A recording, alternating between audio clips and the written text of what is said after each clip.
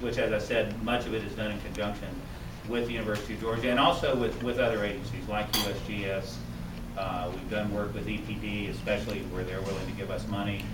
Done work with the Jones Center over in Newton, Georgia, and work with the University of Florida and other parts of the Swanee Basin. So we're a federal agency, so we don't just work with the University of Georgia. We can work all over the Southeast. But our main focus is the Little River watershed and your watersheds. So when we're doing water quality, it might be anything from, well, we have a graduate student who goes out and takes samples every time there's a storm and looks at the movement of pathogens. How much time do I have there? Okay. Do that for 5 minutes. Okay, and I'll just stop. We've also worked a lot over the past 10 years, although most of this work is wound down, on this question that I'm sure you've come up with now is, low dissolved oxygen in these streams, because many of these streams in your watershed were at one time listed by EPD as being impaired because of low dissolved oxygen. We did a lot of work on that to try and look at what some of the causes of this were, because one of the hallmarks of these watersheds is that even though they're heavily agricultural, they have relatively good chemical water quality, and I'll elaborate on that a little bit in just a minute. But the dissolved oxygen work was a project or a series of projects really that we worked on for about 5 to 7 years, where we were trying to look at what the causes of the dissolved oxygen were. Was one of the causes, or is one of the causes elevated nutrients? Is one of the causes the amount of naturally occurring organic matter that falls into the stream from the forests that are along the stream? Is one of the causes just the low flow rates during the summer?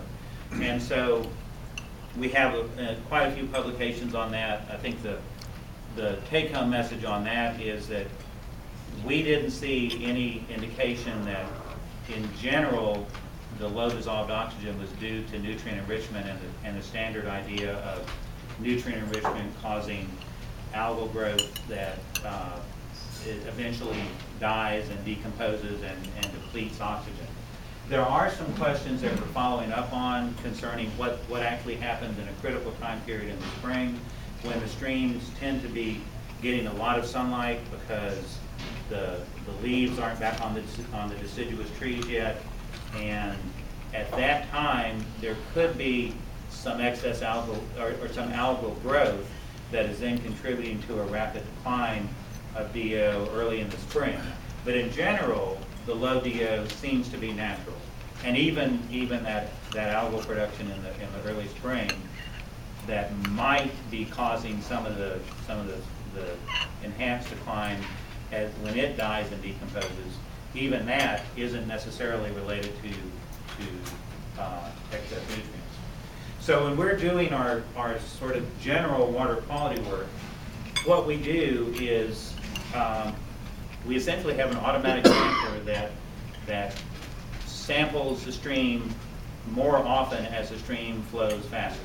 So the bottom line is that when the stream is flowing really slowly, we might pump, every 4 hours. And then as the stream starts flowing faster, we might start pumping every 2 hours, and then as it flows faster, pump every 30 minutes, and so on. So, and by pumping, I mean just that. We use a sampler from a manufacturer named ISCO. There's at least one other manufacturer of these samplers, and you may have run into these in the stuff that y'all already looked at. And basically, we have a sampler that knows how fast to sample, and I'll explain that in a minute. And we get a flow proportional sample. So within a week-long or a 2-week-long period, depending on how often we're picking up the samples, within a week-long or a 2-week-long period, the faster the stream flows, the more often we pump about a 50 milliliter sample. Okay, so what we want to end up with at the end of the week is a composite sample that's at least 1 liter and no more than 10 liters, because if it's more than 10 liters, a jar overflows. So we're pumping water out of the stream from a fixed point into this jar, and we're getting a flow proportional sample. we have essentially, what we used to have at all the streams were floats, and they floated up and down with the stream. As the stream rose, the float would rise up, and literally you could watch the cable move. And we had two ways of recording this. We had a digital punch tape which had to be recorded, and I don't know, I never really understood how those punch tapes worked, but we had a digital recording of it, and we also had just a little strip chart recorder of it. So we had two ways to do it. Now we have what are called pressure transducers. So essentially, it sends a signal that is proportional to the depth of the water on top of this thing. So essentially, the easy way to look at that is essentially it's weighing the water column on top of the pressure transducer sitting down here. So basically what it allows us is we know the stage of the stream every 5 minutes. We could know it every 30 seconds if we wanted to record data that often, but we don't need to record data that often. Every 5 minutes is enough.